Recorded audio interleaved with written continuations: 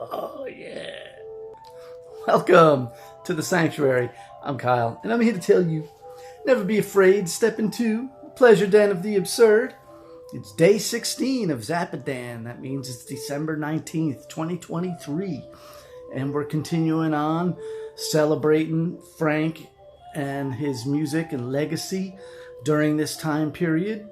And you'll notice, all you intrepid subscribers and viewers of this channel, that I haven't been posting videos so much during this period of Zappadan, but I have been doing community posts where I've been sharing videos and maybe a poll or something like that. So if you skip those, well, you can always go back and check them out. But here we are tonight.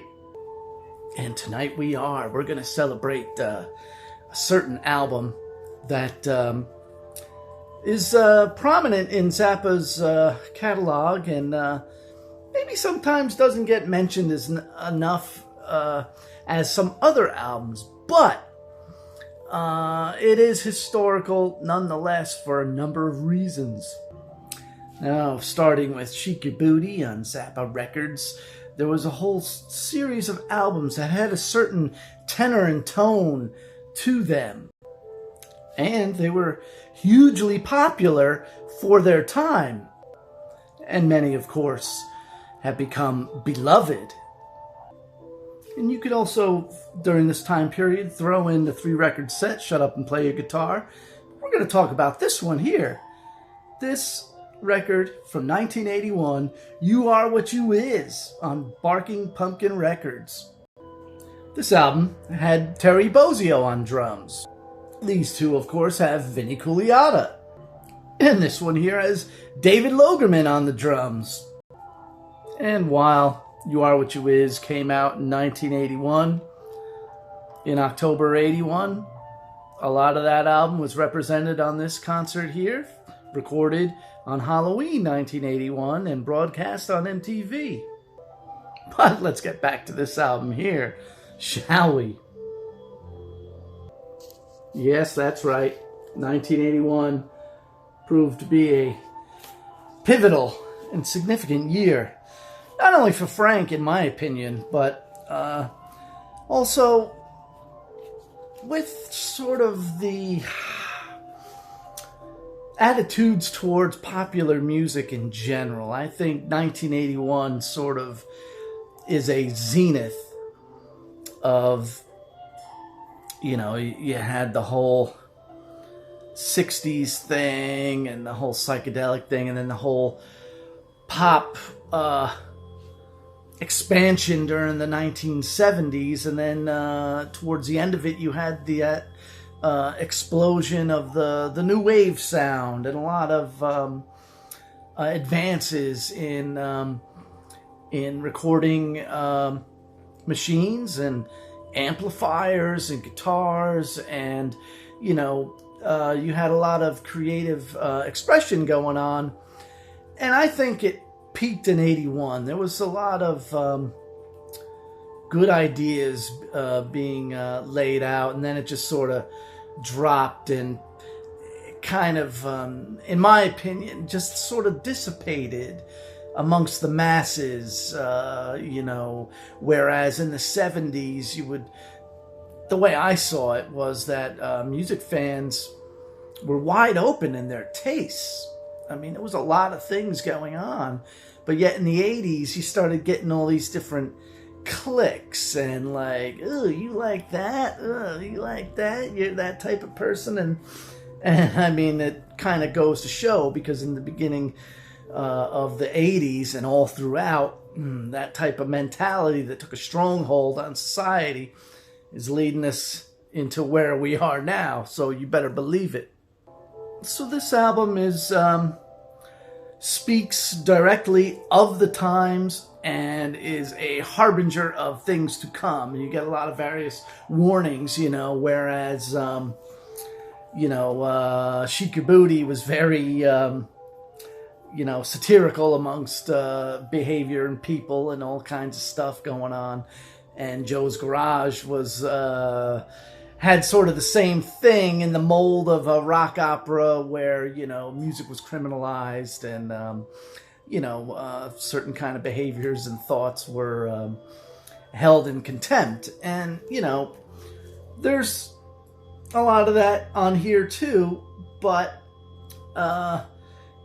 it seems to be balanced in the material on this album. And let's just sort of go through it now. Very good album here. Side 1 starts with Teenage Wind.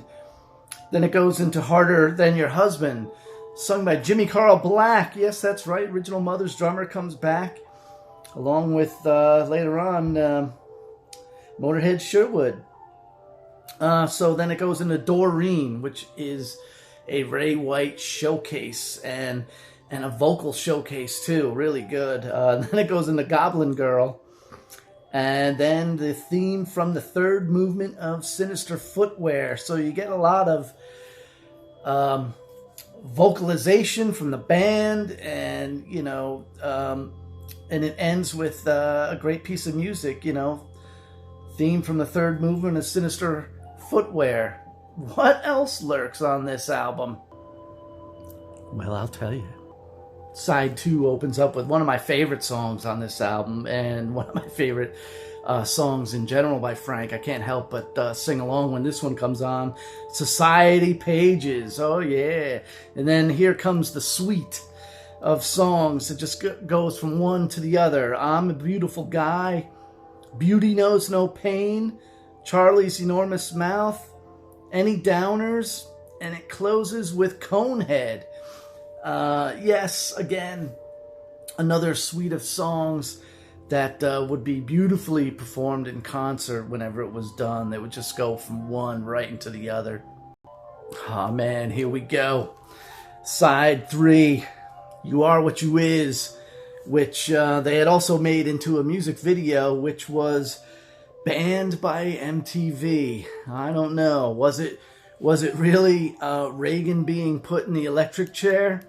Well, who knows, but it goes on to The Mud Club, and then The Meek Shall Inherit Nothing, and then a very timely ditty for us all, Dumb All Over. And boy, that should be listened to in these times, man, every day. Just listen to Dumb All Over. Side 4 starts with Heavenly Bank Account. Now, you got to remember, at this point in time, that was performed on Saturday Night Live in, 78, was it? And it's all about the rise of the evangelical movement and the influence they had, because they were raising all this free, tax-free cash, and they needed something to do with it. They needed certain investment, and they found it in political appointees and political candidates. You know what I mean? And boy, is that going strong now. And then that goes into Suicide Chump, which goes into Jumbo Go Away. And then If Only She Woulda. And then it ends with the cacophony of Drafted Again, which is I Don't Want to Get Drafted, with, again, sort of like, at the end of Joe's Garage, where it's just people in the studio goofing around and everything. This has that too. I mean, you get Jimmy Carl Black and Motorhead Sherwood and, Moon and all these people, Amit Zappa, joining in on the fun, all kinds of crazy stuff going on. But a very good album, very timely record. I think people should revisit this because, again, there's just no doubt about it. I mean, people are, academics and economists, and everybody's finally coming around to the idea that this was the beginning of, America's problems, and is where yeah, it started in the 80s with Reagan and all that kind of philosophy that sort of gummed up the works of, the way it was supposed to be, you know what I mean? But again, if you want to see a majority of that album performed live, check this out. This is the Torture Never Stops DVD from Halloween 1981. And, he's got, a fresh band. Some of the guys were on the record, some weren't, but it's Zappa nonetheless, and I think you will be impressed. So yeah, I just wanted to spend this night of Zappadan with you all and tell you about this album. I think it's behooves everyone to listen to it if they haven't heard it before, or if they haven't pulled out this record in a while. Check it out. I like it. It's a good one, and like I say, it sort of is very timely. And if you're sitting around watching the news and wondering what happened, sorry, I was putting this away. Listen to this album. It's got all the liner notes in there. They give you the lyrics, and check it out. It's worthy of that late 70s, early 80s allure of Zappa at the time, and it really speaks a lot, says volumes. And with that, I want to thank you again for watching. If you like this video, please give it a like, give it a thumbs up. If you really like what we do, is just set the camera down, sit in front of it, hold stuff up, and talk about it. Well, subscribe to the channel. You know what to do. You know the drill as far as that's concerned. Like, comment, share, and subscribe. Remember, you're always welcome to visit me here in the Pleasure Den of the Absurd.